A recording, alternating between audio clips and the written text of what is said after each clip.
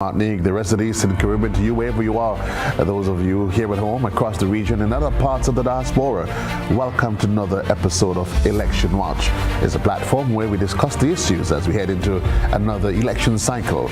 You raise the issues and we touch on them, and certainly has to give you an appreciation as to what's happening on the ground and what's happening in the hearts and minds of those that's vying for political office. I'm Joseph Cadore, and I say thank you for being part of the exercise. Those of you that's on social media, via our Facebook page, our YouTube channel, or via the World Wide Web at www.gbn.gd. I say thanks for being part of this evening's conversation. As you can well realize, we've advanced our time upwards from the previous 8:30 start, and certainly it will give us an ability to delve into more issues as we head deep into another election cycle. My guests this evening, they are no strangers to any one of us. We're going to start with the gentleman who has the unfortunately is not with us in studio, that is. He's joining us remotely, representing the National Democratic Congress, Mr. Joseph Andall. Good evening to you, sir. How are you? Good evening, Joseph. Good evening to fellow panelists, Honorable Tobias Clement and former Senator Judd Cadet. Also a very special evening to all of your viewers and listeners of the GBN. And I am doing pretty good, thanks. Thank you very much. My other two guests with me in studio. Former Senator Judd Cadet he's here representing the New National Party, and also with me in studio is Leader of Her Majesty's Opposition, Tobias Clement. Gentlemen, welcome. I say to you, there's no holds barred. We call it as we see it, and we'll have mutual. The only thing I ask of you is to have mutual respect for each other. Leadership. You know, we continue to hear the conversation with leadership. What is leadership? Who qualifies as a good leader? I know from an academic advantage, we refer to a leader as one that holds qualities such as integrity, honesty, being able to inspire others. But look at it, let's have a conversation within the political sphere. What, in your estimation, Mr. Clement, constitutes or makes one a good leader? Thank you for having me, and let me first say a pleasant good night to my fellow panelists, Mr. Andall, that is remote, and Mr. Cadet is here. Pleasant good night to you also, and to your viewers and listeners throughout Grenada, Carriacou, Petit Martinique, and even the diaspora. And yes, we are on this program, Election Watch, and it's a time when we are about to choose leadership in our country, from the Prime Minister to all those who represent in constituency. And the attributes that you call there is very relevant, you know, in terms of what we portray to our people. Because remember that we are called to serve. The election as an MP or even as Prime Minister is an election of service. And men or women that serve must really and truly be an example for others to follow. And for you to be an example to follow, indeed, you must have that moral fortitude so that people could say, yes, I want to become as the Prime Minister, I want to have a life of service, or I want to be an MP so that I can serve my people. And to do so, honesty, integrity, selflessness, and above all, love for people. And when these are ingrained in you, a lot of things will fall in place. Mm-hmm. And so these are some of the attributes. You know, you cannot list all tonight because they are all there in the dictionary, but these are some of the main attributes that one must have and possess and nurture within you so that people will see. I mean, this place is very small. Right. And so people would know you by the life that you live and by your actions. mean, action speaks louder than words. Okay. So, Mr. Cadet, do you agree with Mr. Clement's assessment on leadership? What makes a good leader? Thank you, Mr. Cadore. And first, before I move on to answer the specific question, I realize both yourself and Mr. Andall has called me the former senator. I mean, I'm not too hungry for the title, but just to make the point, I'm still a senator. Parliament has not yet been dissolved. Correct. And, I know we're very hungry for the election, so I'm going to, like everyone else, going to be proudly accept the title for what it is. So, my apologies. But to get to the point of leadership, I think both yourself and Mr. Clement have given great attributes, which I concur with, as relates to what we look for in a leader, what we consider to be a good leader. The ability to inspire a society, the ability to inspire a country is very much needed in a leader. Because the fact is that there are times when you will have to make tough decisions. And during that period of tough decision, we the people must rally behind that leader and that policy decision that leader may take. And that leader, for example, must be able to communicate his message with clarity, so that we the people also must understand and share a vision as well. Because I think sometimes when we look at leadership, we talk about honesty, we talk about accountability, but the ability to communicate that vision is absolutely clear. And I think when we're talking about leadership, the vision must be absolutely clear as well. And so the leader must also have a vision.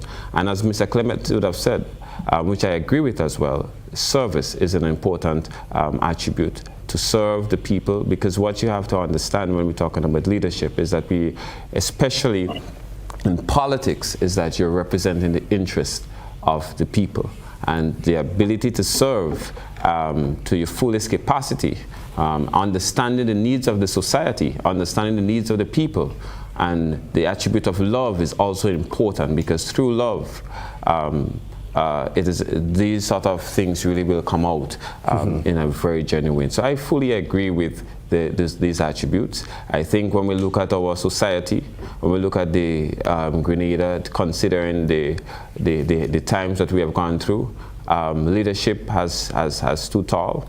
There are times in history where leadership has been very weak.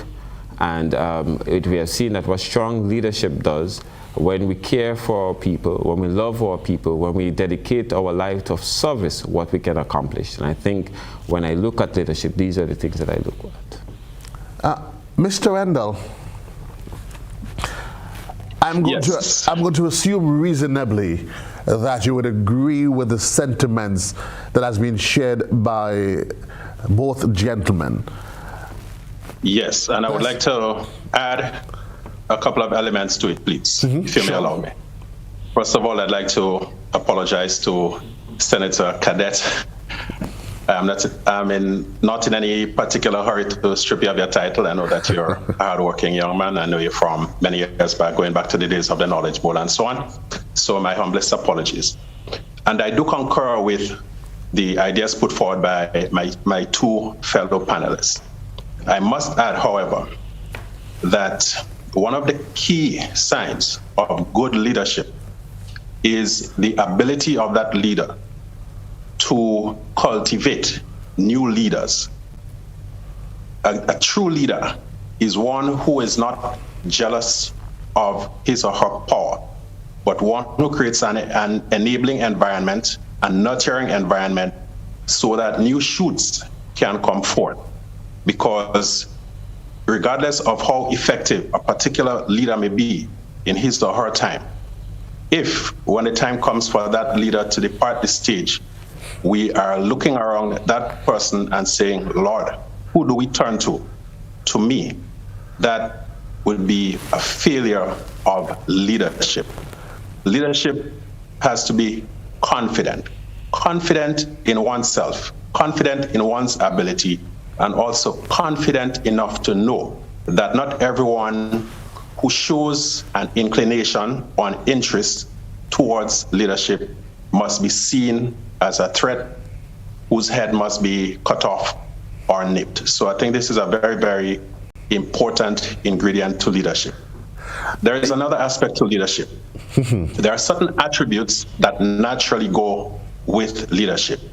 But it is important to note that a person may possess all or many of the attributes, yet still feel as a leader based on the direction that those skills are put into and how they are used for uplifting the body politic. So I always remember, I think it was Janice Charles, her name is, who did a very thought-provoking calypso some years ago. What did you do with the talent? So it is all good to have the talent.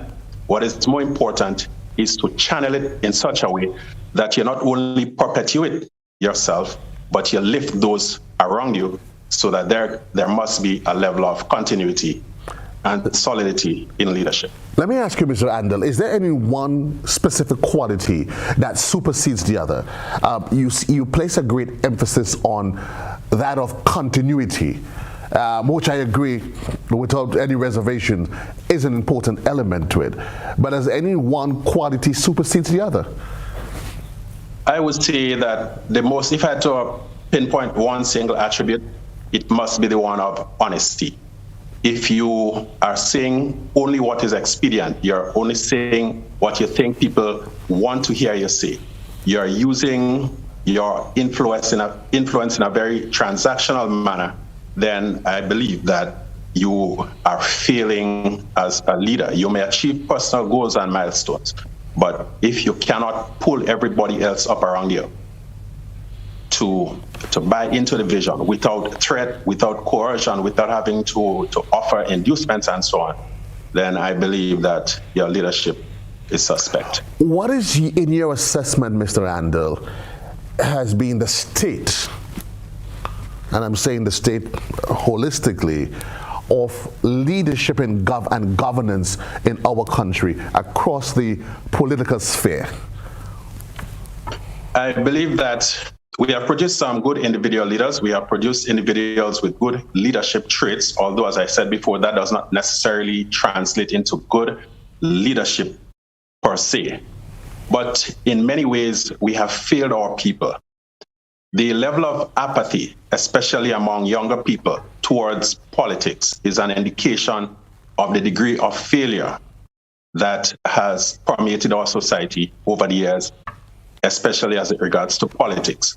We have allowed our country to degenerate to a state where there is, in my view, a level of political naivete, where people very often cannot distinguish between the political party and the government as an institution that should stand above partisan interests. And this is something that we have to arrest. If we do not do that, we may always find a few people benefiting from that sort of situation. But when you say, Mr. Andall, people cannot make a difference, are you insinuating that is a general concern across all spheres, or is it just in a specific area you are referring to? No, I'm not insinuating. I'm stating that our institutions have been subverted and undermined to the extent that very many of our inhabitants, of our citizens, cannot tell you where party ends and where government begins. To give a concrete example, a couple of weeks ago there was an event, a political event in Sates. And during the course of the entire weekend, broad daylight, way past midnight sometimes, there was a particular government pickup truck. The plates are GA something, so I don't know if somebody was putting on fake plates on them, that was used to transport people and equipment for partisan interests, for marking the roads, for hanging up posters and billboards and so on. And these are the sort of things that erode the foundations of our institutions. Political parties need to survive. They are needed in order for society to function at a particular level. But we have to draw the line between the political party and the state Okay. We do not have a system in Grenada where it decides funding to political parties in an equitable manner. Therefore, it is incorrect for any one political party to take advantage of a particular situation to abuse the resources of the state. At the end of the day, that vehicle running up and down over the weekend, the gas is funded by taxpayers, the wear and tear, taxpayers. And these are the things that some people may view as inconsequential. But when you add all of them up together, they do matter, and we all end up paying for it. Okay, hold that thought right there. Take steps to make that distinction between party and government. Is that a concern?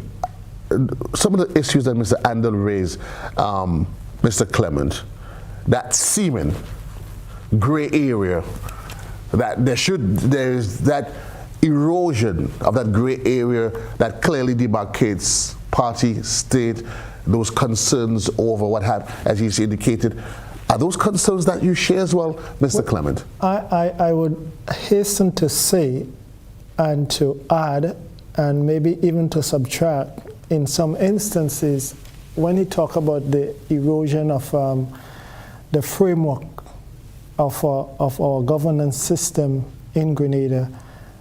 I trust and hope that Mr. Andall is not just talking about now, but go back to the 70s and to the 80s and to the 90s. I mean, we had Eric Machageri, then we had subversion of democracy, we had a revolution, then we had a democracy again, and then we had party takeover, leadership takeover. And so throughout the history of our country, it seems that we always have some debacle in terms of leadership and the way people put forward leader and the way leadership is framed. But one has to be very careful in terms of even the attributes that we put towards the leader. I was just reminding that it was Xi Jinping who reminded the Western country, lest we forget, it was democracy who ushered in Adolf Hitler. And he was one of the greatest communicators. He had, he get a whole nation, millions of people behind him. But, the question is, was his mind in the right place in terms of people, not only for nationalism, but people in general? And so one has to dig deep within oneself. One has to be God-fearing and a love for people in order for this to take a hold of our country. But when Mr. Andall spoke about the fine line or the bloodline between government and party, and yes, in some instance, yes, and I think it is something that one should be very mindful of, that the separation of party. In some instances, are you that hinted that it's probably not a greater problem as Mr. Andall? I see Senator Judd is nodding in a sense of disagreement. I am not saying that it never happened, or sometimes it would happen, because there are sometimes, not maybe the people in authority, but sometimes people would take on their own and do stuff without the authority being informed about it. But one also, when you're measuring it, the party that holds the reins of power in the country has the pulse of government. And if you are that party, or you are the leadership of that party, it means therefore you have the government pulse, not to use it for party politics, but to use it to put the country in a position where people's lives would be better. And if you use government pulse to elevate the status of your general public, is that playing politics? I'm getting the sense, Senator Cadet, that you seem to disagree quite strongly. Well, disagree with Mr. Andall's position to some level. When he says apathy towards young people, there's a greater apathy towards politics among youth. I don't think it's he positioned his view as this gray line is where the apathy comes from among youth. And I can say this is not the case. I mean, I don't know what his experience is, but from my experience, if we're talking about apathy towards politics among young people, there are a series of factors that influence that apathy. And one of it has been the fact that politics for young people, the fact that especially small island politics, how I will term it, is the fact that we have seen over the years that if you're branded by your color, it affects what opportunities you can get. If you're branded by a color, you have there are a number of things that some people have faced that they can be deprived of. What we have seen in recent times, under the leadership of the new National Party, which I can speak of, that sort of eroding away from our politics, in the sense that opportunities are being presented regardless of your color. There are systems in place that say, for example, scholarships. When scholarships are given, it's not a matter of your politics. When opportunities are given, whether it is housing, whether it is opportunities for school books assistance, whether it's transportation assistance, it's not a matter of the color. It's a matter of the fact that there's a need and we are trying to assist that need. But I don't believe in my that gray area that Mr. Andall spoke about. This is the greatest contributing factor towards apathy among young people. Whether that's just a figment of his imagination, you say? Well, of course, I would say that. I mean, Joseph, can I intervene a little bit, please, to correct something that the senator is saying? I believe if you roll back the tape, you would not find an iota of evidence to suggest that I said that factor A, B, or C is the single most important one towards generating apathy among some of our young people. So I just wanted to correct that. I was talking, my substantive point was the way that we sometimes abuse leadership positions of power for the furtherance of narrow partisan interests at the expense of the general public. That was my substantive point. Okay. Do you get the sense, gentlemen, that those concerns that you've raised with the use of state properties, vehicles being used for other whatever issues, do you think very often that is more a function of the misjudgment of individuals and less to do with a structure, a culture of mismanagement by the administration itself, Mr. Clement? Well, from my experience, though, what I have found, it's more probably in a lot of cases misjudgment by individual people. And when it is raised, you would tell them you can't do that. And sometimes they would say, but sometimes it rises to the level not only of people, but people high up within the hierarchy that would let some things like that slide. And if you're not careful, then we go down a slippery slope. And where will it end? And so one will have to put in place the watchdogs within our society, like you, the media, and the public in general, the other opposition political parties, if they see it, and even within the ranks of the ruling party, that there are some lines that you just should not cross in terms of government resources for party politics. That should not be, and it should be avoided, because sometimes it might be innocent, but sometimes the look of it is just wrong. But you would agree, while I'm buying into what the opposition leader is saying, Senator Cadet, do you think then that the administrators, there should be systems in place to deal with, severely address, nip it in the bud, those seeming growing and increasing cases of misjudgment? Or is it that it has just become a culture within government, que sera, whatever would be? Well, first of all, I don't know if it is a culture, and a culture in the context that he's saying a lot of things we've done systematically since earlier leaders? Yeah, well, from my experience, and I can only speak from my own experience, I have not experienced that, I must say. I've not experienced government vehicles being used for political campaign purposes, especially from where I sit. It's not something that is encouraged at the leadership level. It's not something I've never heard from where I sit, whether it's at an executive meeting or with different leaders in the political party that I'm a part of, where they will say, oh, well, we have the government vehicle, use it to go pin the road. It's not happening from where I'm sitting.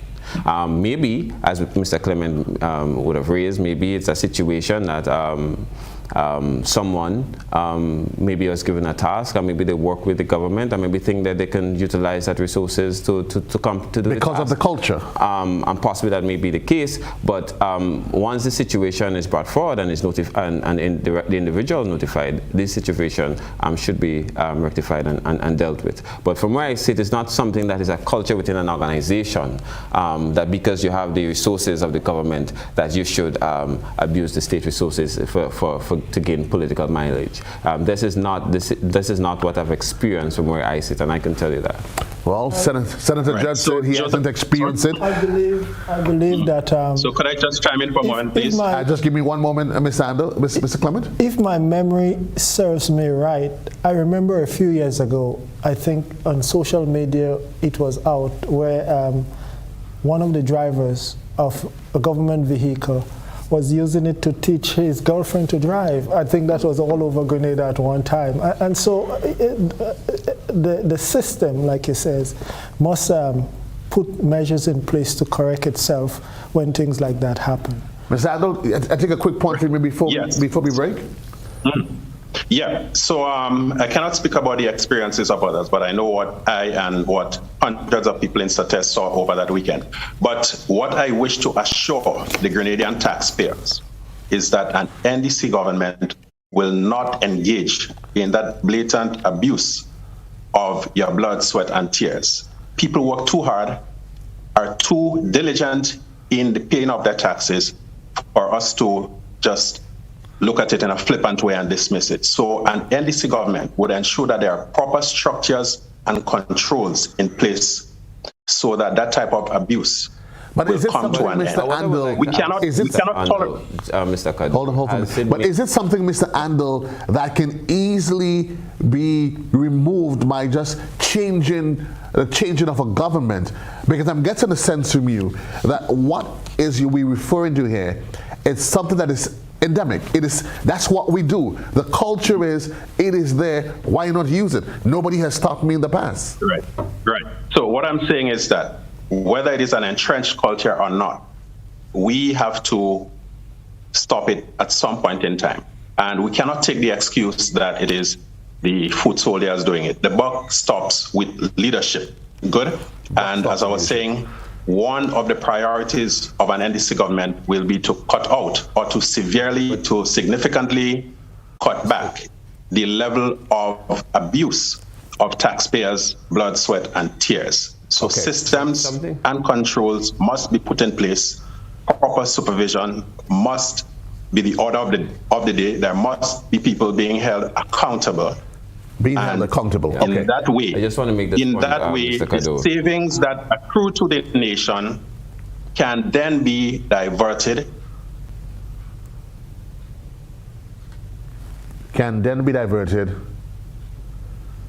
That look as though he's frozen. It's probably going to be a good opportunity. I'll give you a minute, and then we'll probably take a break. What the point I want to raise, probably more a question to Mr. Andall. I mean, he claimed. You want to ask him a question? Yeah. But let's take the break then, because he wouldn't be able to respond to you. It seems as though we're having some connectivity challenges. We'll take a quick commercial break. We on Election Watch. My guest this evening, Tobias Clement, Judd Cadet, and Mr. Joseph Andall. We'll be right back.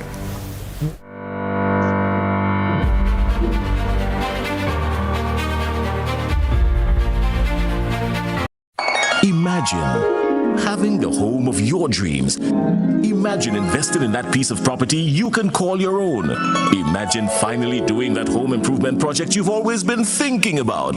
It's time to stop imagining and start doing. Let the GUT Credit Union help you take the first step with fantastic rates, affordable repayments, and reduced legal fees. Make the move. Get better terms on your mortgage. Use your home equity to make those dreams a reality. Act now. There's really no place like home. GUT Credit Union. It's where you belong. When you need your prescription filled or you require non-prescribed medication, supplements, or all your personal needs, visit Gittins Healthcare at locations on Wall Street, Grandans, Victoria Street, Glendale, and Central Deputy Street, Wharf. Gittins Healthcare aims to provide an exceptional personalized pharmacy experience. Additionally, children under 5 and adults 55 years and over will enjoy 10% discount on purchases of $20 and over on prescription medication. Stop settling for less. Visit Gittins Healthcare, where your health is our priority. When a loved one passes on, we all need the comfort, support, and guidance of a trusted friend. You can rely on LaCour Brothers Funeral Home. We provide a personalized professional service that exceeds all expectations. Our dedicated staff responds to your every need with the greatest detail, ensuring affordability with a variety of options. Upgraded state-of-the-art facilities, spacious air-conditioned chapel with live internet streaming, a modern, environmentally safe crematorium, the only of its kind on island, private viewing spaces, large on-site repast center, a modern transportation fleet. Join our burial society today and make personalized arrangements for that final moment as you prepare to enter your loved one into eternal rest. Visit or call LaCour Brothers Funeral Home and select a package that brings added comfort to the entire family.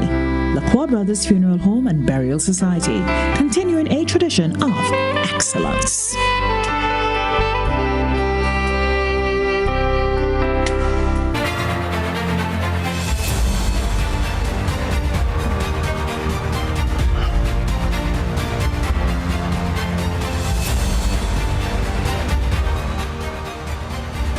To the program Election Watch on this Wednesday. We say thanks for being part of the conversation. For those of you just joining us, my guest this evening, in studio with me, Tobias, Clement, Judd Cadet, and joining me remotely is Mr. Joseph Andall.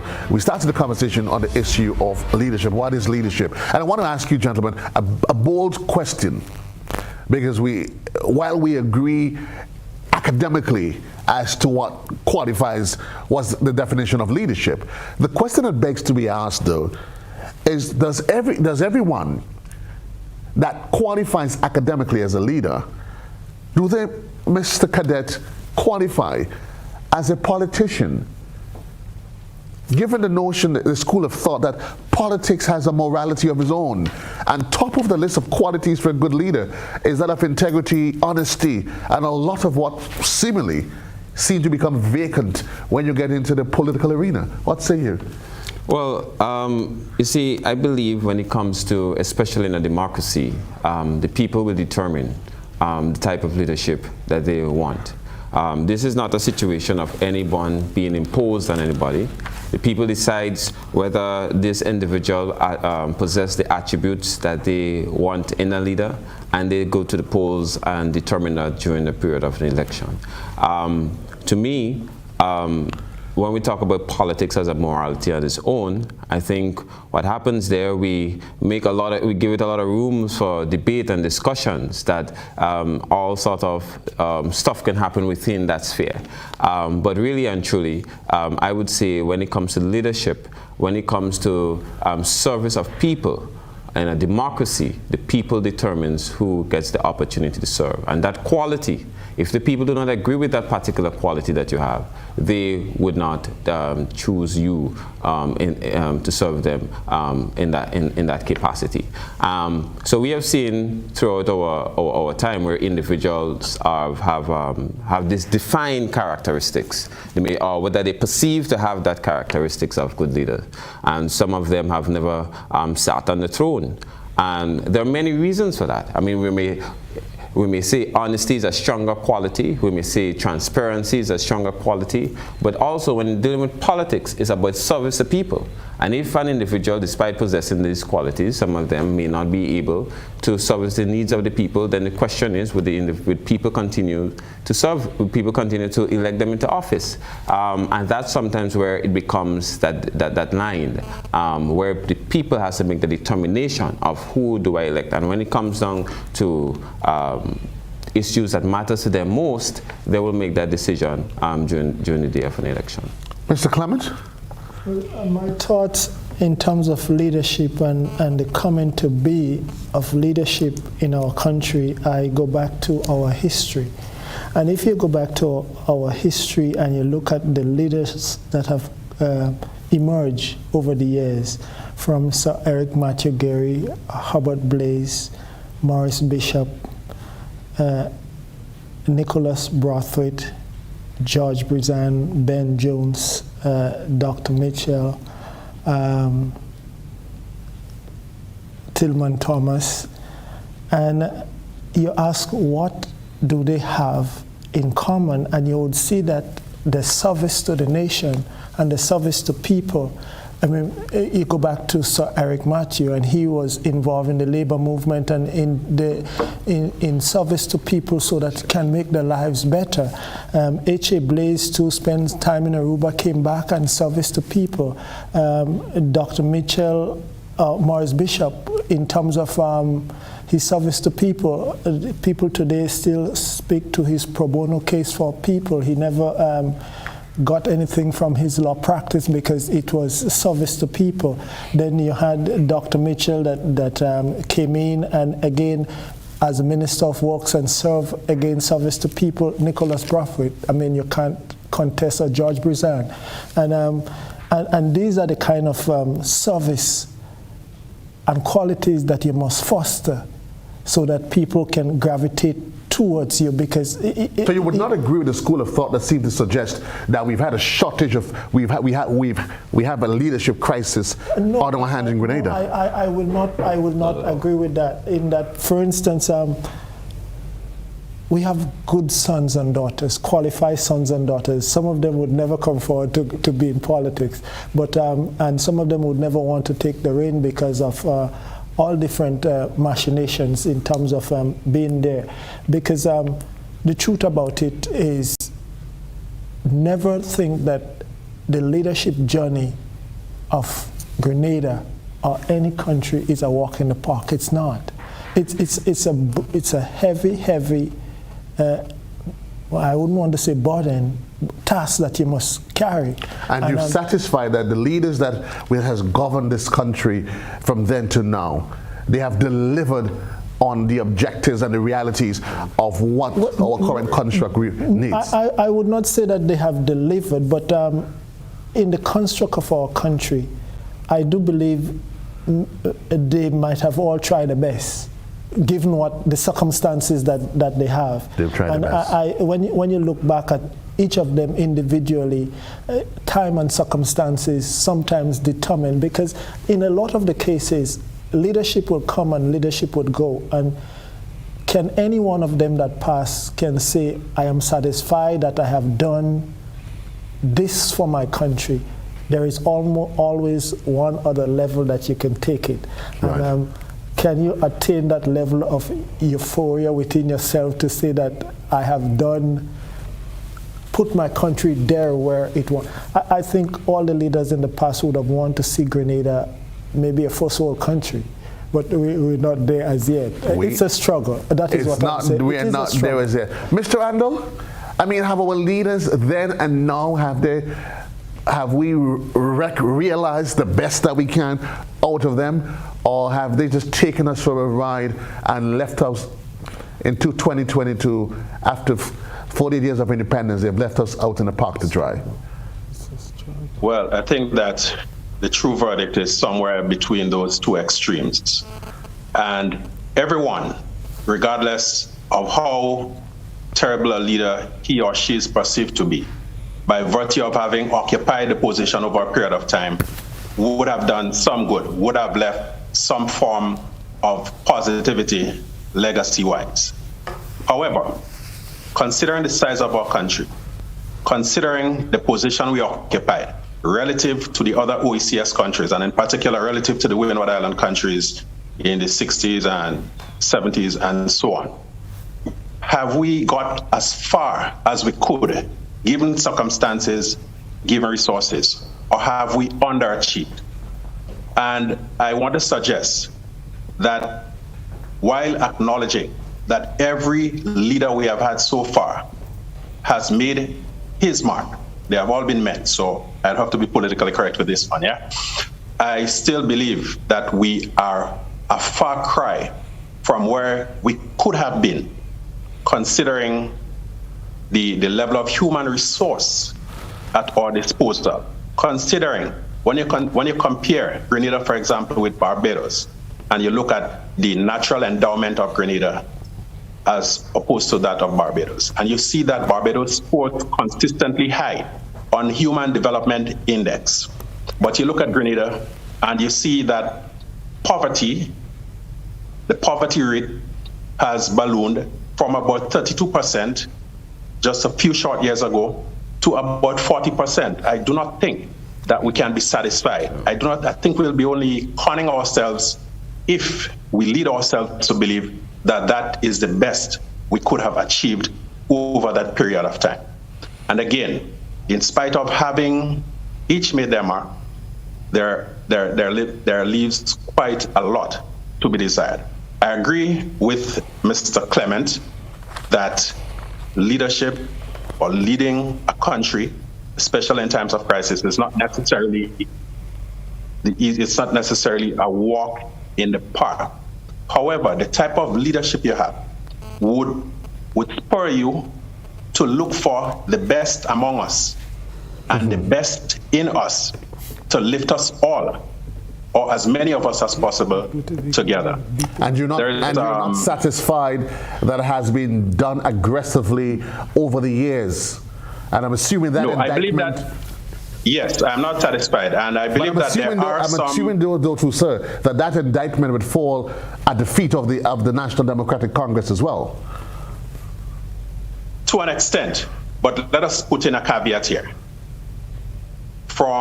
If we want to exclude the original NNP from 1984 to 1990, we may, and if we do that, then we may also exclude the first NDC from 1990 to 1995. Or if we want to call NNP from 1990 to present, it's all up to us.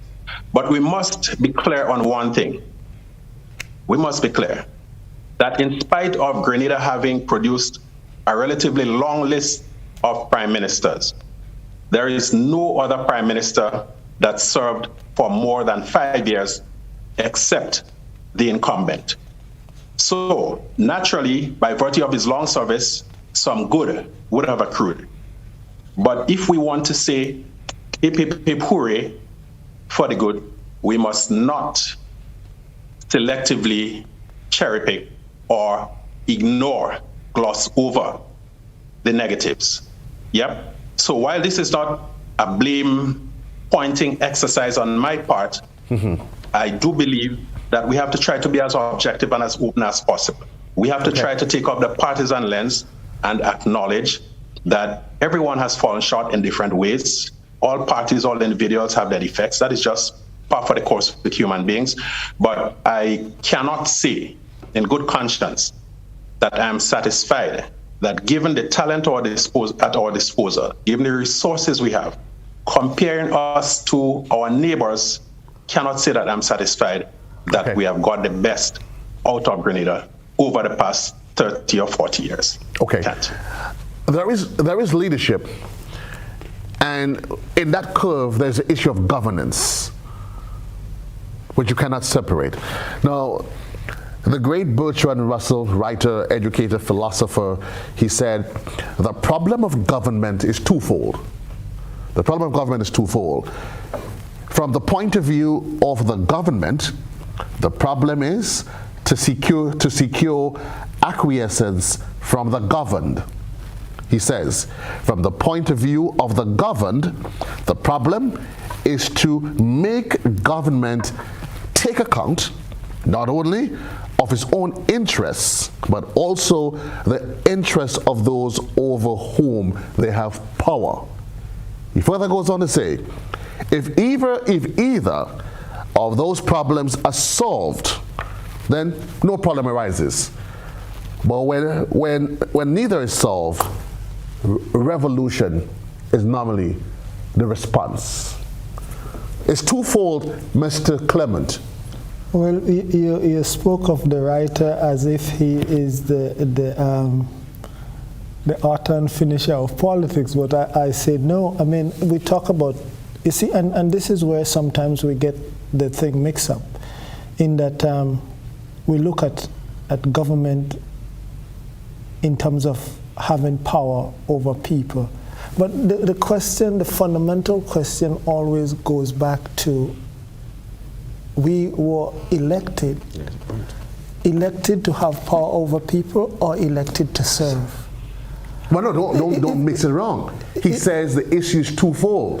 One, for the leaders to get the buy-in of the people. The next problem is, after you've gotten the buy-in of the people, is now for the people to now get you, not just to seek your own interests, but to seek their interests. Wherever one, if you achieve both, we have a good society.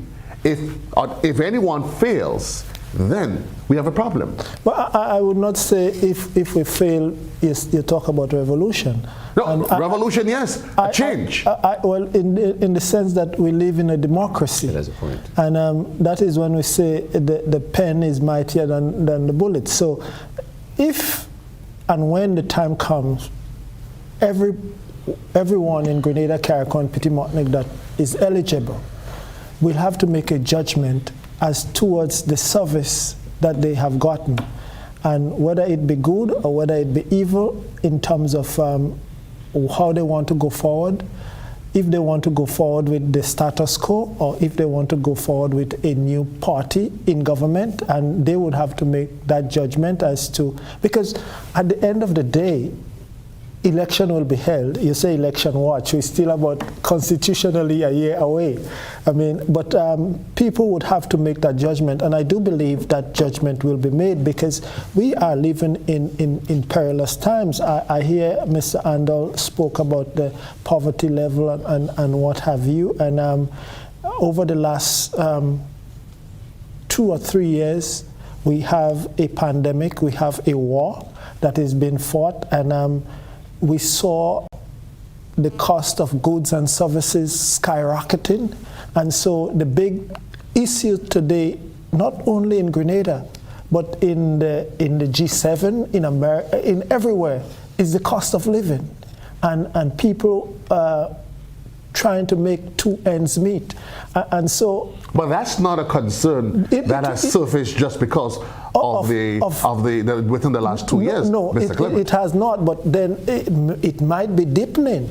And then the question is now, what kind of leader will satisfy the general public into forming the next government that will address these issues to bring or to alleviate some of these for them? And I think it will be critical that people would make decisions based on the standard of living and how they are able to get ahead and to make two ends meet.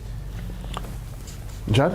Well, I think the opposition leader is hitting the nail on its head. When we're talking about governance and we're talking about, given the scenario that you mentioned, I like to put it in context that we live in a democracy. And if people at any point feels that the government of the day is not serving their interests, they then get to the ballot box and make a decision on who is best to do so. Now, like our election, it's not always about electing perfect, but it's electing the best choice. And that best choice, the people determines that based on their situation. We have, Mr. Clement would have highlighted the series of issues that we are facing now. We are facing a situation with the war in Europe. You know, the view that oil prices will continue to hit the roof. The view that it will continue to affect the supply chain, with the view that this will continue to affect the cost of goods on the shelf, and this will continue to affect the pockets of the ordinary Grenadian. Now, if they go, Grenadians go into the polls and vote, if these issues are critical issues for the average Grenadian, they will make a decision on who they believe is best to deal with the issues, and who had the better plan to help mitigate some of the challenges they face. Like Mr. Andall would have mentioned, when you look at the last probably 20 years, I mean, he started talking about probably the one particular leader that would have served for a prolonged period of time, but this one leader just didn't impose himself.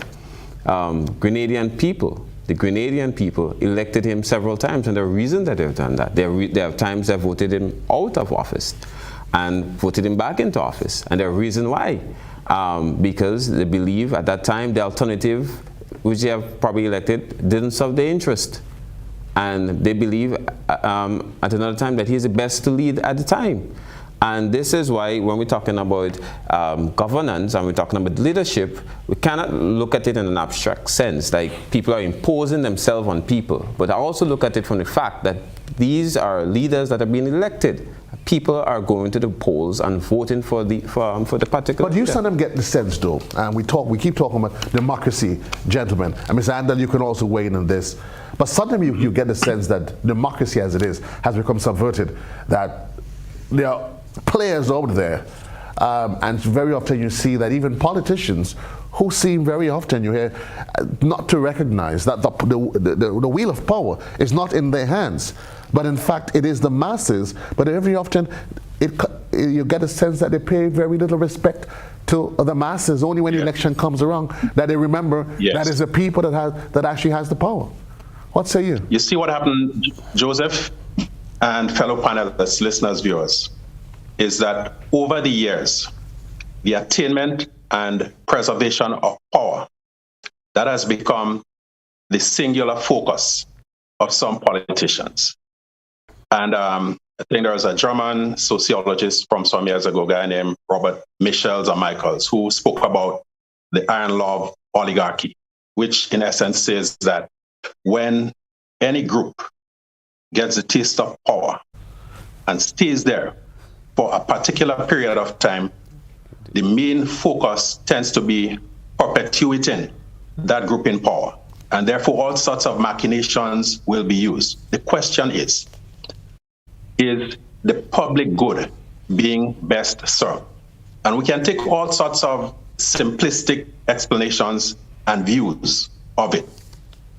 What we know as democracy should not simply be the right to dip your hand in ink once every 5 years. What goes on between those 5 years matter. And if we decide to count winning as the only yardstick to measure success and progress, I believe that we are selling ourselves short. Because we have some problems in our country that need to be solved regardless of who is in power. We have to solve, or at least addressed in a significant way, the healthcare crisis in our country.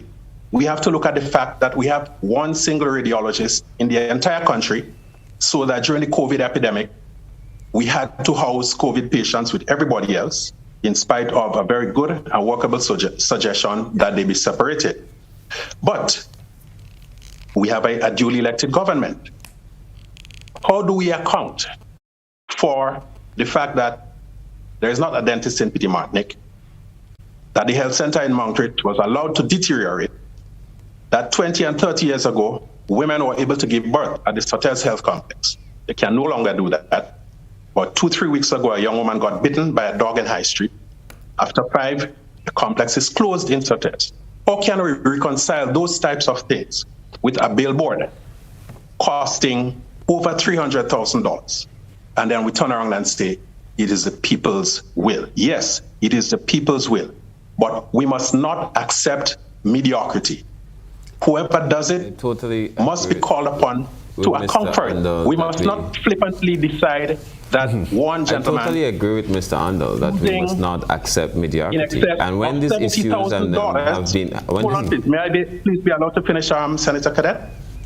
We cannot justify or just sweep aside one gentleman abusing the public purse to the tune of over $70,000 in a 3-month period for telecommunications bill, and we just laugh it off and forget about it, and then turn around and say it is the people's will. The people very often are manipulated to the point where almost like the Pavlovian experiment. Okay, so we have to take those things, we have to look at them in depth and not look at them in a simplistic and mechanical way. At the end of the day, Tom Jones and his party may stay in power, but it goes back to where have you moved the mark? Yeah. Where have you left your people? Have you left your people in a position where they have to depend on an MP at the end of every month?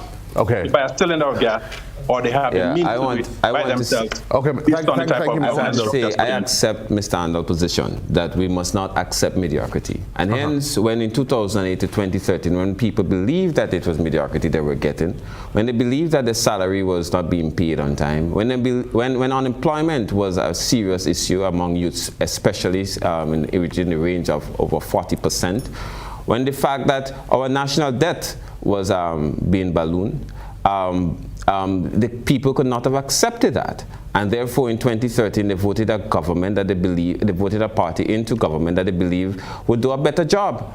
And what happened? You've seen what you saw over the years is that consistent economic growth. You've seen unemployment drop. You've seen investment in critical sectors like education. But help me to realize. I'm getting when you say unemployment has dropped, is that categorically correct? Well, I mean, you could either look at what unless you have a different statistics. So what's the figure that you have? The figure that I have, the last figure that I have is 16%.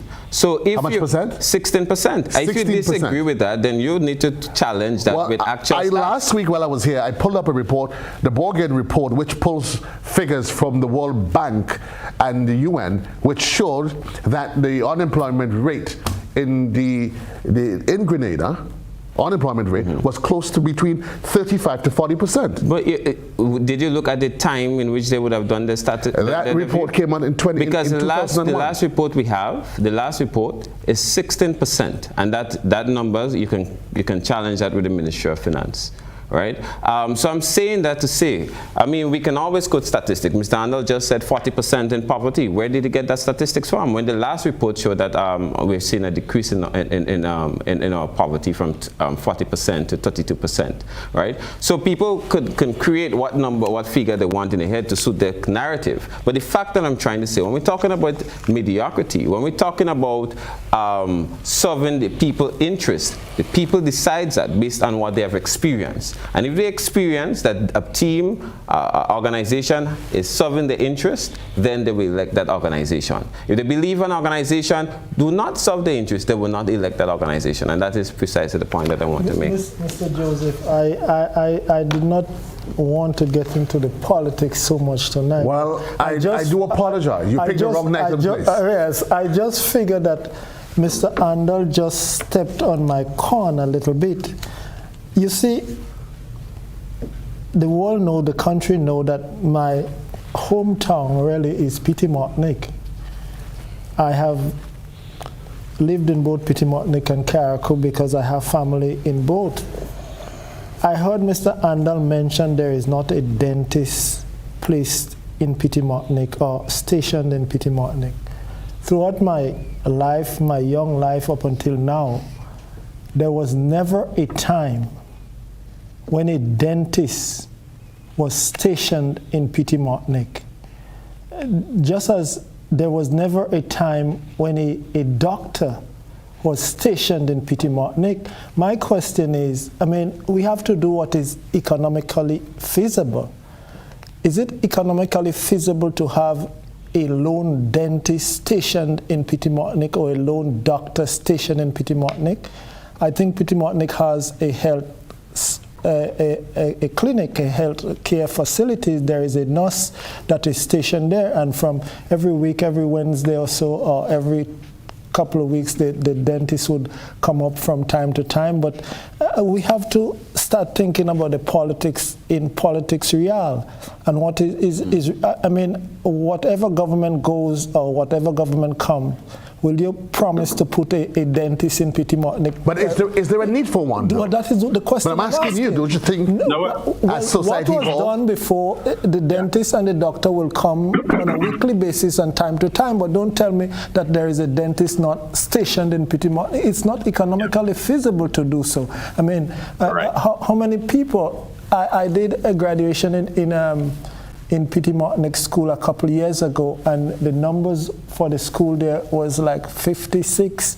The population probably now might be 400-500. So, I mean, that is what I'm saying. If we speak into politics, we must speak to politics real, and that is what is feasible, practical, so that it can be economically practical to our country too. Mr. Andall is detached from the reality. From the reality, if he says Mr. that. Andall?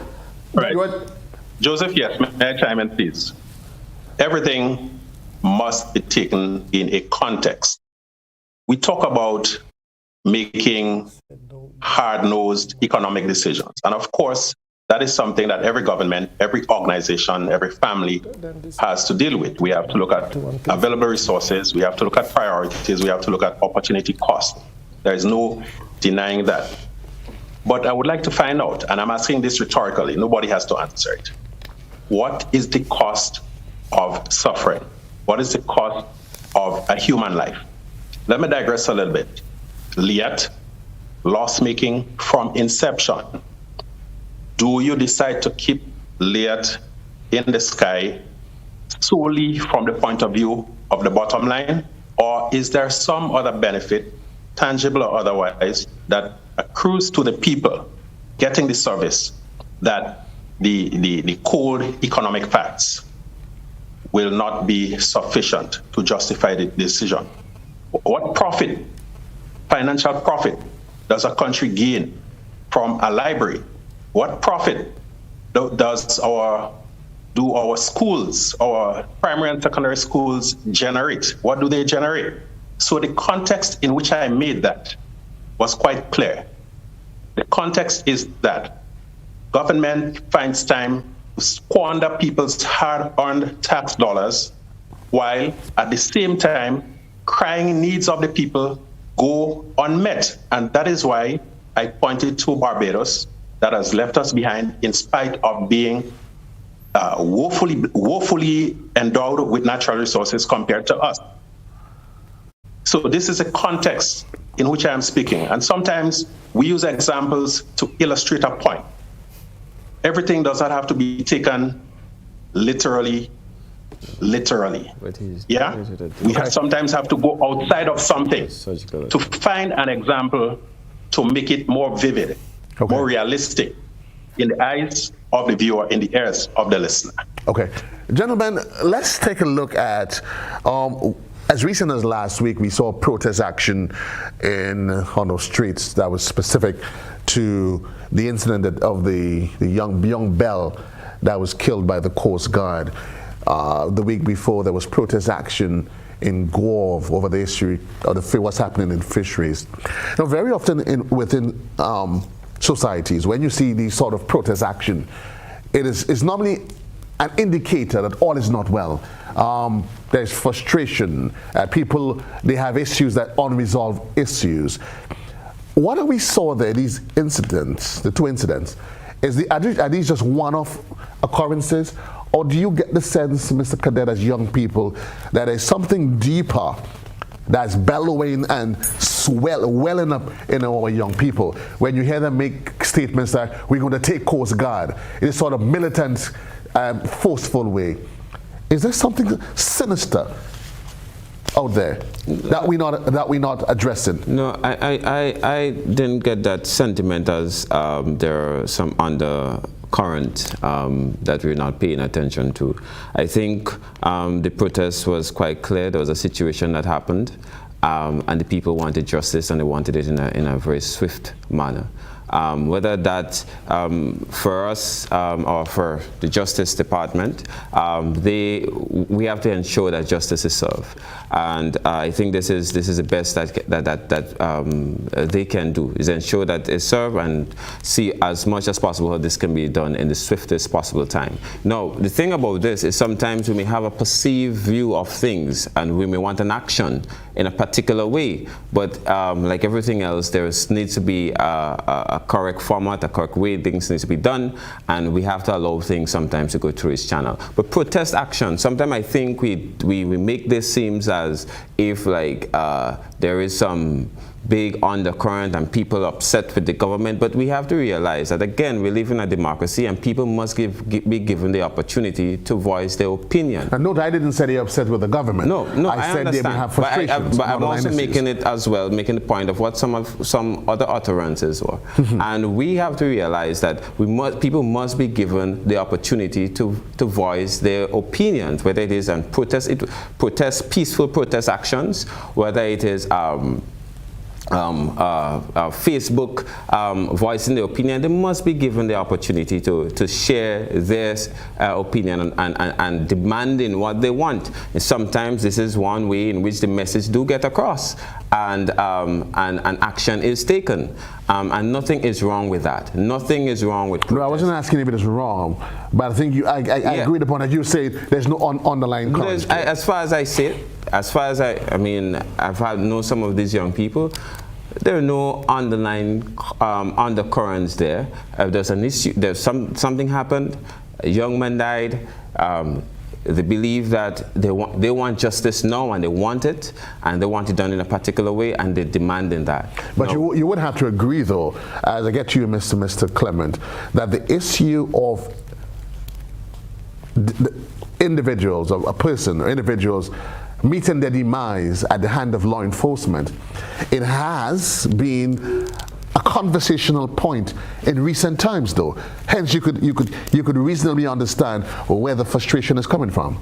Well, I mean, I think if you look at general sentiments when it comes to law enforcement, whether it is locally, regionally, internationally, there always seems to be some level of confrontation with law enforcement. I mean, even growing up, you hear a certain statement be made to you.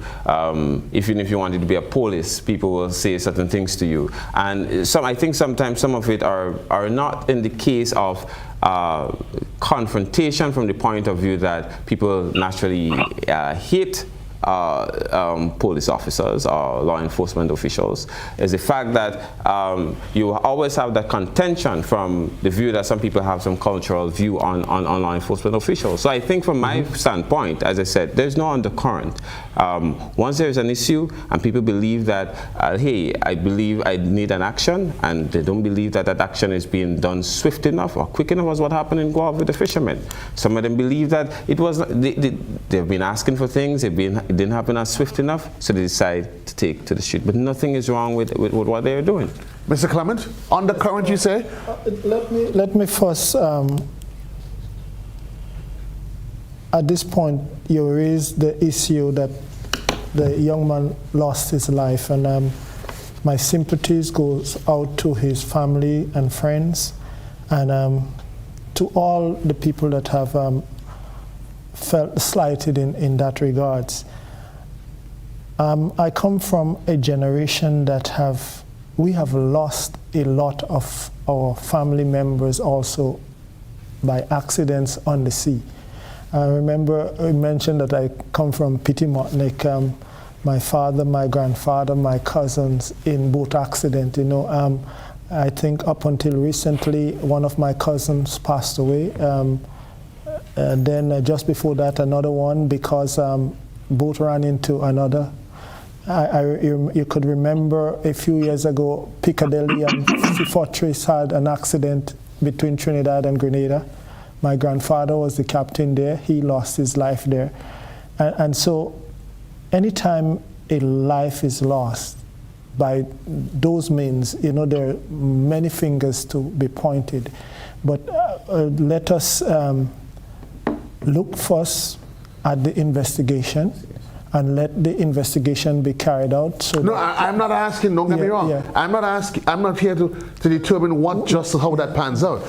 What I'm asking is whether or not what we've seen, that growing sense of, we've always been told Grenadians are peaceful people. Protest action is not things that we used to. But more and more, and not just, more and more, you get to the sense that people are becoming much more open and vocal to their concerns. I'm asking whether or not you get the sense that they're undercurrents that's driving. I mean, in terms of saying Grenadians are peaceful people is really relative, because I mean, from Sky Red to now, I mean. Well, you don't want to go there then, because if you make that assertion, then you're supposed to be to conclude that they're reacting when under pressure. It is always there, and people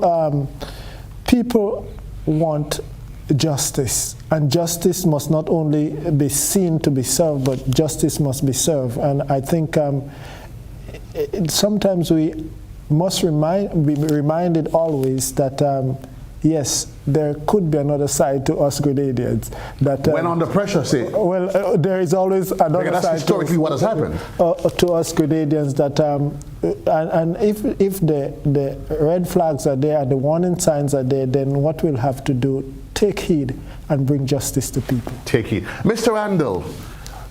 Your 2 pence on the issue.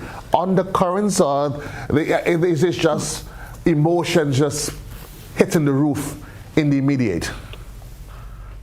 I do not necessarily detect any widespread undercurrent. If you notice, there are incidents that led to a level of volatility. And I join with Honorable Tobias Clement in extending a hand of sympathy to the bereaved family. And I just want to urge that we all allow the law to take its course. But this points to something. Now, naturally, an investigation will be carried out. Who will be in charge of carrying out that investigation? How biased or unbiased will that investigation be? So I'm not here to point fingers of blame at the RGPF, the Coast Guard, or anybody, but simply to ask us to start considering whether the time is right for us as a confidence building measure to start when incidents such as that one occur, having some form of civilian review board or a mixed civilian police review board. Because one of the things that we wish to have to preserve the peaceful nature of the generally peaceful nature of our country is a level of confidence by the citizenry in the police force. And by and large, especially compared to other countries, I believe that we don't have very many cases of police abuse. Of course, every now and then you hear of some, and there are some that probably, for whatever reason, never make it to the light of day. But I think over the past 2-3 years, the RGPF has shown considerable common sense and restraint. We saw potentially explosive situations being expertly handled regarding the playing of jab in the different centers. The RGPF could have chosen to use the heavy hand, but I believe that wisdom prevailed and they recognized that people wanted to let off some steam, notwithstanding the challenge to the authorities, but that the safer route to take was to allow a little bit of steam to come out of the escape valve rather than going in there with Bluetooth swinging and truncheons and tear gas and so on. So I think we have to start looking now at confidence building measures, the establishment of some sort of citizen review board when incidents such as that one occur, so that people at the end of the day can have a sense that things were not swept under the carpet or whitewashed, but that a genuine attempt was made to get to the bottom of things so that those directly involved can have a sense of closure and a sense that all that could possibly have been done was done. Okay, we'll wait on that, and time is going to tell. 15 minutes gone past the hour. We'll take a quick commercial break. When we come back, we continue the conversation right here on Election Watch.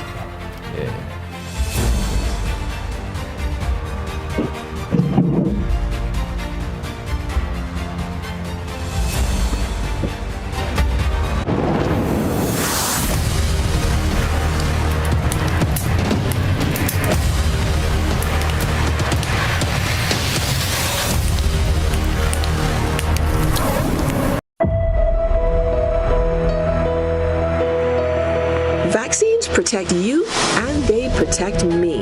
Getting vaccinated is one of the most important things you can do to keep yourself and your family safe and healthy. Once enough people are immunized, opportunities for an outbreak of disease becomes very low. And if we all choose to get vaccinated, we contribute in getting back to spending quality time with our loved ones in a safe way. Choose to get vaccinated. Vaccines bring us closer.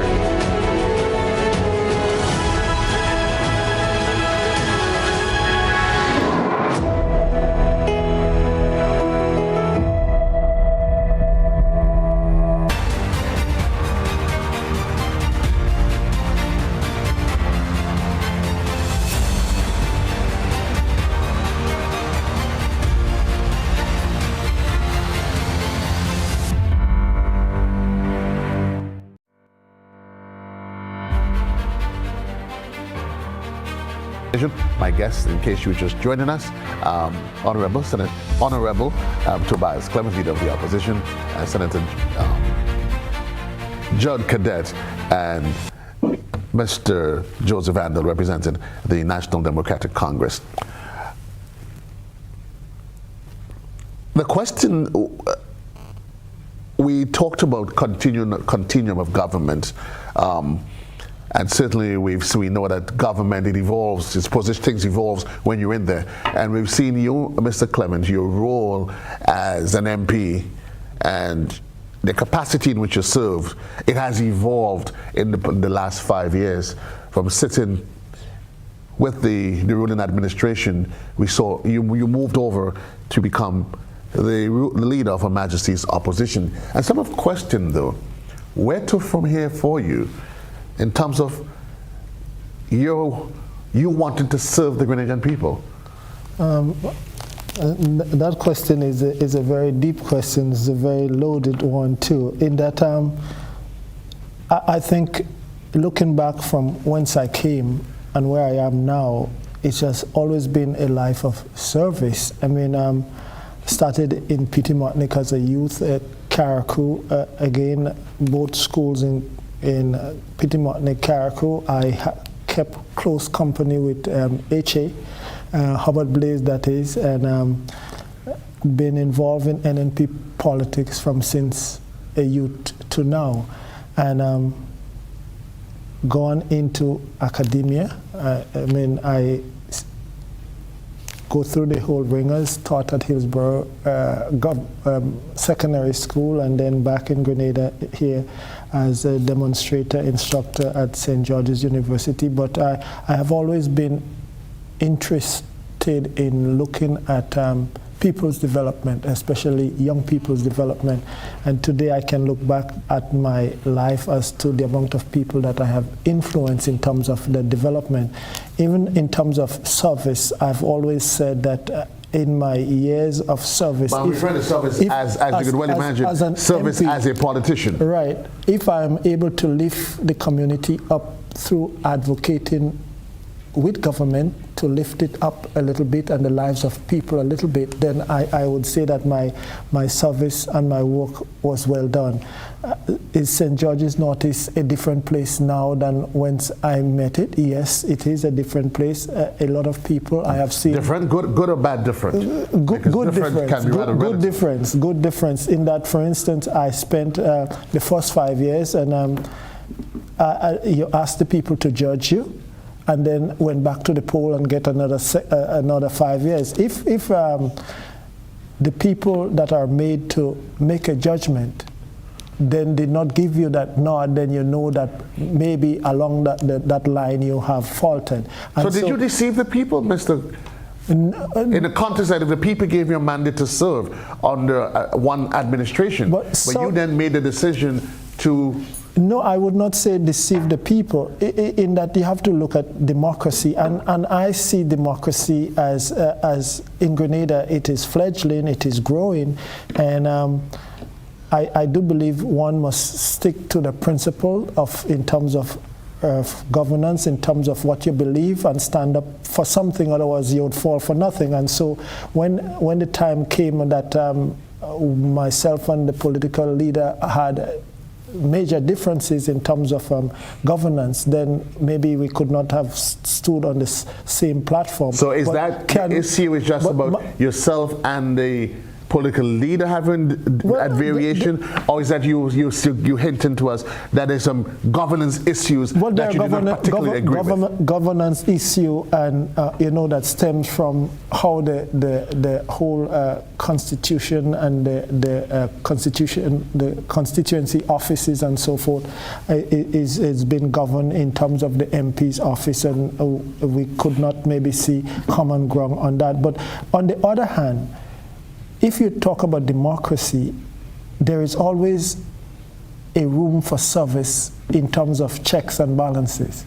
And what best can bring government to account and raise a red flag when the time comes to tell the people, well, this is what is going on.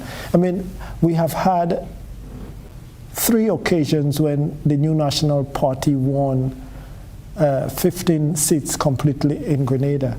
And I think you and the Grenadian people can ask yourself the question, is that the best thing for our democracy? Is that the best thing for democracy, Mr. Opposition Leader? And I will hasten to say no, in terms of, because you see, and this is what it is, you hold the strain or the reins of government for so long without opposition, and then you almost figure you become almost a god unto yourself, and forget that the people put you there to serve, and those of us who holds the majority must also remember that we have to look back at those who probably are in the minority. And so just that checks and balances is necessary for governance, so that you could rein in. But not only that, and I would hasten to say also that, and it's a point that I made, you could govern, and you could govern for so long. But I think it was Bill Clinton that made mention that if you stay in government too long, you would get enemies that you did not even know that you have, because that is almost power corrupts, and absolute power corrupts even more. So then that begs me the question, though, and I'm going to get on to Judd. So you were part of the New National Party, you transitioned into your position as leader of the opposition. Yeah. Then there were talks of some probably merger, whatever. We've seen what the political landscape looks like for the next election cycle. And there is visibly, unless I'm missing something, there's visibly, from my vantage point, no Tobias Clement. Well, the thing about it, I have always stated that I believe that for you to make a dent in the politics of Grenada, the opposition forces must be united. You look at a party as the New National Party that has been established since 1984 to now. You're looking at a well-oiled machinery. All the wheels are turning well, and it has been established in such a way that, I mean, it is almost, how should I say, that if NNP goes into the politics, it's almost like clockwork. And for you to have... But it's interesting that you've actually turned your back on them. If you have to make a dent, so to speak, in the politics of Grenada and where NNP is now, an opposition force must be united. And even when you're united, that still doesn't mean that you would overturn that juggernaut that is there. And so it is left to be seen as to where we go. Like I say, I'm aware, but not you, Mr. Clement. A day in the politics is a long time, Mr. Joseph. And so for me, where I am, I'm very comfortable in my skin. I have served, and the people will judge whether or not I served well. I mean, I still can walk in St. George's Notice with my head up, and nobody can point fingers at me. So it is a good place to be. And for whatever it is, the people will always make that final decision. The people would make the final decision. Senator, the honorable member of the opposition leader talked about the fact that within any democracy, one of the tenets that is needed is that of opposition. Is that a sentiment you agree with? And if so, how concerned are you as a young man, young politician in the making, that there's been an absence of opposition? Well, let me first say, under times. the leadership of Dr. Mitchell, he didn't feel much of, there was much of an opposition missing.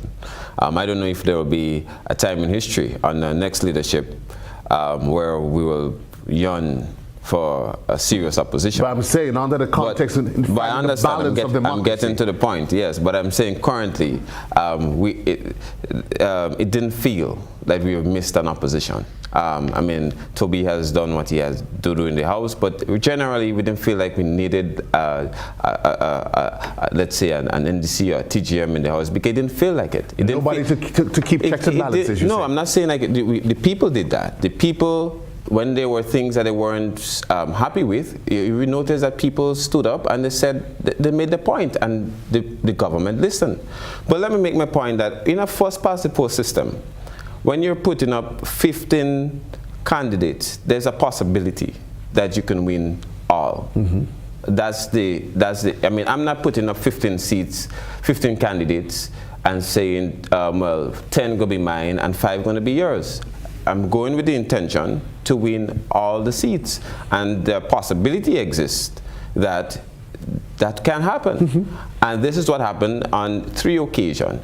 The opposition, or the second largest party then, didn't prove itself in any of the 15 constituencies that it was worthy of having a seat in the parliament. Am I to criticize the people and say that you made a bad decision? The people determine who should have a seat in the parliament, and they determine that. And I wasn't respect that asking you, decision. though, Senator, but I'm saying, say what I was asking the question whether or not you're in any way concerned that it in any way puts into compromise the democratic process, which allows the checks and balances. That's what I was asking. I mean, I'm getting to the point as well, but I'm just putting it in context. But I'm also, furthermore, I just want to say that as an individual, I mean, having an opposition it's an ideal situation to have, as you rightly said, for checks and balances. But what I've experienced, I'm saying to you, what I'm experiencing in the last 10 years without one, it didn't feel like, I believe that if you have certain principles and stand on certain things, you can, in a government, you could have certain system that exists that doesn't feel like there was any pressure. In fact, if there were any pressure, people would have made the determination, and we will see in the next when the election bell is ringing. Around, we'll see whether or not people have that inclination. But at this time, I mean, generally, I have the view that yes, opposition in an ideal world, it is needed. It is needed. I would want to have one as well. But I'm being very honest. The last 10 years, I didn't feel like I missed any of the strong opposition in the Mr. Andall, I'm coming to you in just a bit. Mr. Clement? If I make the point, and I made the point, and I think Mr. Joseph, you made mention of it, and I do believe, like, and I still stick to that guns. You look at the vote within the ranks of government. All the different arms and branches of government have their different votes. Now, imagine the vote for Parliament, and I think I raised that in Parliament before, and I raised it on a number of occasions. The vote for our parliamentary democracy was removed from under Parliament and placed under the Prime Minister's ministry. Now, if we talk about separation of the branches of government, how is it that the vote for Parliament could be removed from Parliament and placed under the Prime Minister's ministry, where a contract is given to somebody from under the Prime Minister's ministry, so that the parliamentary offices are governed from under the Prime Minister's ministry? That in my judgment, that is a subversion of democracy. And that should not happen. And I spoke about it, and I spoke about it clearly, so that the Prime Minister and the leadership of NNP would determine who you hire or fire in your constituency offices. For Tobias Clement, no, that cannot fly by me, and it would never have flown by me. Mr. Andall, do you? Yes, sir. The question begs to be asked: is our democracy being hijacked? Is it under attack? Is there something that we, the people, are missing? Now, my answer to this, I alluded to it earlier, is that we have to have a comprehensive, a holistic look at what we call democracy.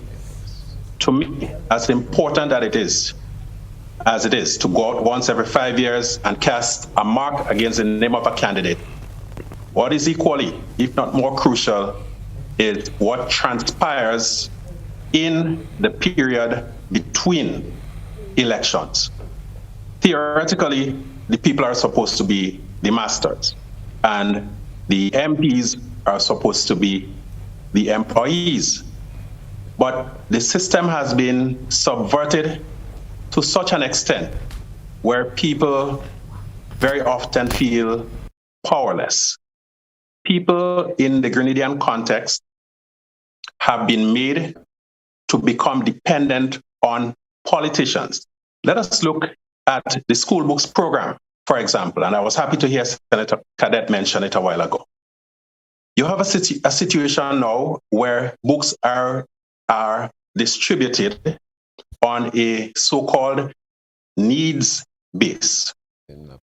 Once you bring that human element into it, you automatically introduce bias, you introduce the carrot and stick, so that people have to fall in line, behave a particular way, even sometimes line in a particular shop in order to qualify for your child to get books or vouchers and so on. An example of good governance was when a previous administration took that program out of the political offices and made it available to everyone. So you took the human element out of it, you created equality and equity for everyone to participate and enjoy the fruits of the tax dollars without fear of being victimized. Yeah? The situation with Honorable Tobias Clement spoke about it, the fact that the vote for the parliamentary offices has been moved to the Prime Minister's ministry. I had an experience a couple years ago when I gave a young man a ride. I know he works at one of the so-called parliamentary offices. And I said to him, hey, where is the parliamentary rep office for constituency X? No, sorry, I asked it the other way around. I asked him, where is the NNP office? And he described to me the place where I know a sign says, Office of the Parliamentary Rep of Constituency X. My next question to him, tell me now, where is the Parliamentary Rep's office? As a good friend of mine, he said, Andall, you're trying to me up. Now, this may appear to be a joke, but again, it goes back to the question of the line between government and party. And the more we erode that line, the more we blur it, the worse our system of governance becomes. So what we have to do, and what the NDC is aiming to do, is to improve that system to, wherever possible, take out the partisan nature in the distribution of government goods and services, so that all citizens can feel that they have an equal chance of any other citizen to partake thereof, regardless of real or perceived political affiliation. Governance must be improved by getting rid of the nefarious practice of having thousands of our young people on contract work. And that contract is used as the sword of Damocles over the head, where they are told, and I know my goodly friend, the senator, may wish to dispute that, but facts are facts, they are very stubborn. They are told, if you don't vote for us, this, that, or the other will happen to you. Is that an assertion? Is that an assertion? It is. No, I don't think. Or is that factual, I'm sir? stating it. I don't think Mr. because this is what I speaking the experienced. truth on that. Hold on, please. Senator, you had your Senator full- Judd you- says you you're had not your full speaking the plea. truth about I this. don't know. I mean, You're not being truthful. Joseph, He says you're not being if I may truthful. please, I sit quietly and allow my fellow panelists No, to I'm just finish their saying to points, you. and I really hope that they would afford me the same courtesy, please. Fine, I'm just saying to you so that you can respond right away that he's saying that you're not speaking the truth. That's what I'm hinting to you. Again, that is his opinion, but the thousands of young people are there, and there is ample anecdotal and real evidence right throughout Grenada to back up what I'm saying. I expect him to be defensive. What I'm talking about is putting systems in place to improve our democracy and to implement real good governance in our country. So I was talking about the way that young people are deliberately put under contract so that they could be threatened, cajoled, manipulated, and coerced into making certain political decisions every 5 years. NDC is committed to ensuring that that no longer happens. Contract work is a scourge that we have pledged to get rid of so that our young people can feel valued and protected and are not seen or used as political cannon fodder. Rural development. Okay, hold your thoughts there. I think, Senator Judd, you were saying, Mr. Andall, it's unfortunate that Mr. Andall, my good friend, will probably consider this low blow. You know, I mean, from where I sit, I've had opportunity to speak with several young people, all right, in the several programs that we have. Empower, Fly, Imani, and this is a conversation when we have with our young people. We don't tell them who to vote for during the period of an election. Or maybe the conversation doesn't come from you then. Well, I'm not sure who is having. I'm not sure if that conversation has been had at all. I mean, this is even from a leadership level, from where I sit. This is not something, unless you're on a political platform, you might make a statement to a particular group, to a group of young people. But no one could say that if you don't vote for us, that you will be removed from a particular program. There are people. No, please, Joseph, I have to intervene this time with your permission, please. Hold on. I never said I will give Mr. Andall time to speak. There are people that I know in my community do not support, openly, the current administration, and they are on the programs. I don't know how this fallacy, this thought in Mr. Andall's mind that we are telling people that they don't support us, that they're going to be removed from the program. Okay, however, it is very clear that young people have a very clear, it's very clear on what the opposing party represent. We are very clear that during the period of 2008 to 2013, you send the Imanis home. We are very clear that that unemployment under the National Democratic Congress period of 2008 to 2013 was record numbers. They're very clear that 2008 to 2013 there are high hopelessness among our young people. And again, the same promises, probably clothed differently, is coming again, and we are very clear that we'll not fall for it again this time. And this is absolutely the point that I want to make. Right. So, Joseph, I've been accused by the senator. Before I go back to you, Mr. He has used diplomatic language. Sorry? Go ahead. Sorry. Are you taking a caller? Go ahead. Are you entertaining me now? My rebuttal. Oh, sure, definitely. Go ahead. Well, before he rebuts, go ahead. He might want to rebut to me also. So Mr. Andall, I was asking. Okay. Hold on. So I'll probably allow you to make one rebuttal. Right. So let me just get this point from Mr.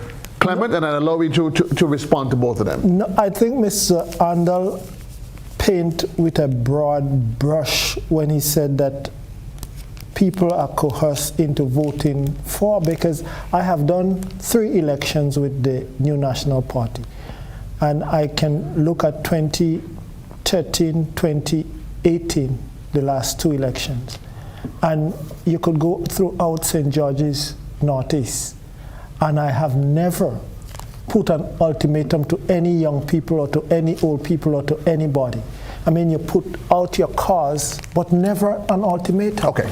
To say that if you do not vote for me, you would lose this job. I mean, I cannot say that other people have not done it, but for Tobias Clement in St. George's Northeast, it was never done. Because it's just not, I mean... So, Mr. Andall, both Okay, Senator Judd... good. Lovely. And they both say, listen, I don't have to, you have this wrong. Yeah, I do not have to rebut to what Mr. Clement said. He speaks about his personal experience. Mr. Cadet speaks also to an extent about his personal experience. What I love about Mr. Cadet is that he prefaces everything he says with, from where I sit. When you sit at a restaurant to enjoy breakfast and you talk about how tasty the bacon is, you enjoy the bacon from where you sit. The poor pig who supplied the bacon has a totally different perspective.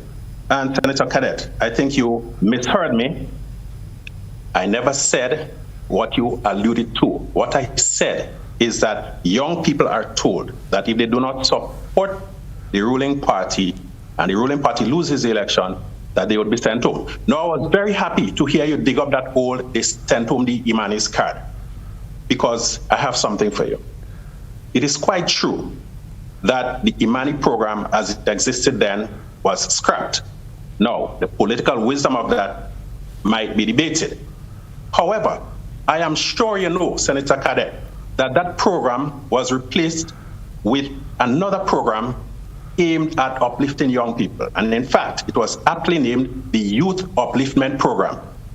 It shows, therefore, that if you and your leader felt that the NDC did something wrong by closing down the Imani program in 2008, it shows that you learned nothing, because you turned around and shut down the Youth Upliftment Program. So No, life should be about learning, learning from our missteps and learning from those of others. So we must not cherry pick. We did not send. And we must not twist what other people say. Your experiences, I'm not going to argue about your opinion or your experiences. My experiences with hundreds, maybe even thousands of young people over the years has been totally different from what you described. So you have your experiences, I have mine, and the young people concerned, they know what they experience. Yeah, but let me make that point before you go on, Joseph. No one was sent home under the upliftment program. What happened is that they were brought in directly under the Imani program, right? So unlike what they did in 2008 to 2013, where everyone was sent home, this is not what happened during the period in 2013. The individuals that were in the upliftment program was taken directly into the... So the program just transitioned then? They just transitioned directly into the program. So Joseph, that is not true at all. And the Senator ought to know better than that. Senator, you ought to know that that is not true. In the same way, after Imani was renamed or scrapped, quite a number of the young people who were in that program got into the youth upliftment. So the same thing that you're arguing against is exactly what transpired. Good. So all I'm asking is that we be balanced, that we be fair, and that we be truthful. We must not pick our truths conveniently. No, but it is absolutely clear, Mr. Cadore, what happened during the period of 2000 and 2013 was when you promised these young people that you were going to increase their stipend, when you promised that you were not going to send them home, which you did, and none of these promises came through. In fact, the economy went downhill, and young people were filled with serious hopelessness. And this is a clear indication. I mean, there's no debate about that. Because if the young people were satisfied, the outcome of 2013 would not have happened. And this is a true testament of what occurred. In 2013, we believed that this government at the time was not serving our interest, and we made a decision that they had to go. And this government currently has supported, has instituted, has initiated programs in the interest of young people. And you can go around this country, talk to young people and hear the views, hear the honest views, not one that is made up to create a narrative, but one that is honest and genuine from honest conversation with young people. I think if you do that, you will realize that young people are benefiting significantly in this period. Thank you, gentlemen. We're literally almost out of time, and I'm going to offer each of you, starting with you, Mr. Clement, 1 minute to give us your final 2 pence as it is this evening. Thank you for having me and for having us. And again, I would ask all of our Grenadian fellow citizens, Grenada, Carriacou, Petit Martinique, those in the diaspora, to be mindful of the times that we're living in. Educate yourselves and educate your mind so that when the time comes, you would be able to make a decision that is right by your country. I must also put this out that we still ought to behave ourselves and behave ourselves well, because COVID is still out there.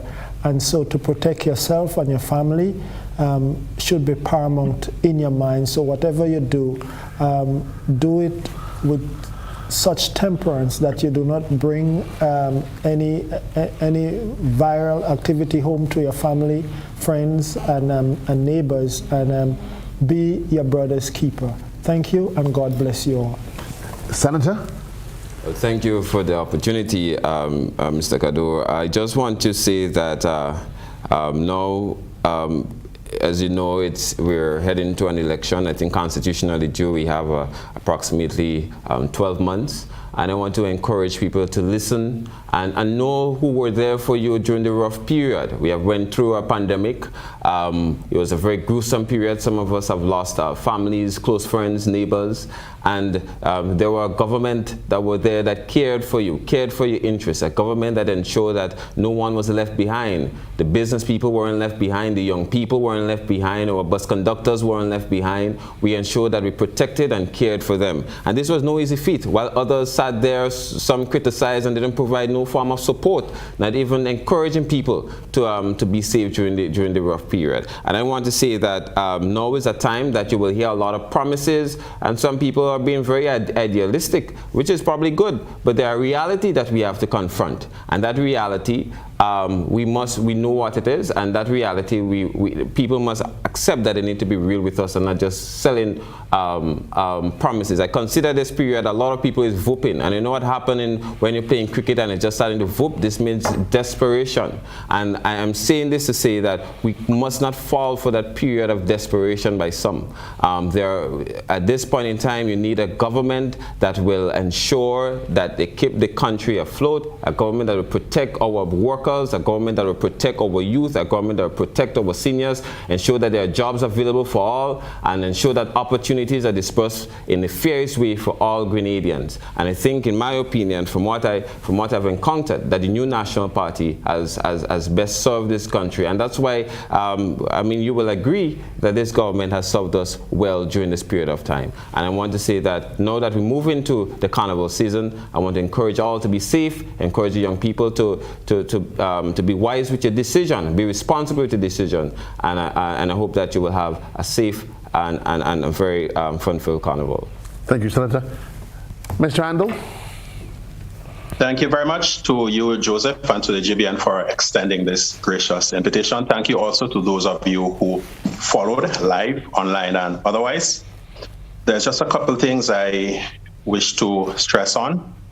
First of all, the National Democratic Congress that exists today does not contain a single member of the Tillman Thomas government of 2008 to 2013. So trying to paint the new NDC as the one of 2008 to 2013 is like trying to blame Dr. Mitchell for what Howard Blaze did years ago. Point number one. Point number two, I'm very happy to hear Senator Cadet enjoining Grenadians to be aware of false promises. Thank you very much for reminding me of that, Brother Cadet. So I will no longer fall for oil and gas. I will no longer fall for pensions have been restored. I will no longer fall for shrimp farm, and I will no longer fall for the big health park in Mount Hartman. The NDC is focused on solutions. And while it is important to recognize the road we have traveled to get here, what is even more vital is the blueprint that we have for moving our country forward. To that end, one of the commitments of this new National Democratic Congress... By the way, Mr. Andall, I'm ringing my bell on you, huh? Because you've exceeded your minute. Contract Go work ahead. and end to contract work for our young people. They must be given a solid footing on which to build. immediate attention to improving access to and availability of quality health care for our people. We must revisit the question of the starvation wages that many of our people are forced to survive upon. Rural development, we have to make sure that there is a strong basis for the rural economy. Agriculture, once more, must be one of our top areas of focus. 15 seconds, Mr. And Andall. we are going to protect your tax dollars. Your tax dollars will be made to work for you and not to turn around and beat you as a whip. Be good, be safe, be blessed. Thank you, everyone. Have a good night. Thank you very much, gentlemen. Indeed, it was a pleasure having you here on this episode of Election Watch. I want to say thanks to you, my guests. Thanks to all of you, wherever you are, those of you here at home, across the region. Again, my esteemed guest, Leader of Her Majesty's Opposition, Tobias Clement, Senator Judd Cadet, and the NDC's candidate for St. Patrick West, Mr. Joseph Andall. To all of you, wherever you are, we say thanks for being part of this conversation. The good Lord's willing, we'll be back next week when we continue to put a whole lot of issues under the microscope on Election Watch. Until then, so long, everybody. JC loves you. Have a great one. Good night.